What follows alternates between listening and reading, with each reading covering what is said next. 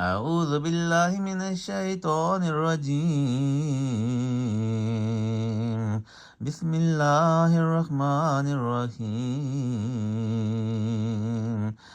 ان الذين يتلون كتاب الله واقاموا الصلاة وانفقوا مما رزقناهم سرا وعلانية يرجون تجارة لن تبور۔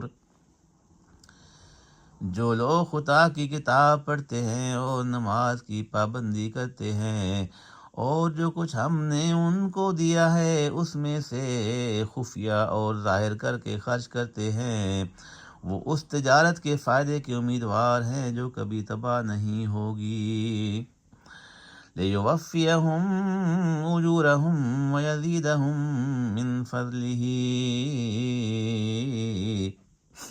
کیونکہ خدا ان کو پورا پورا بدلہ دے گا اور اپنے فضل سے کچھ زیادہ بھی دے گا، وَيَزِيدَهُمْ مِنْ فَضْلِهِ، اور اپنے فضل سے کچھ زیادہ بھی دے گا۔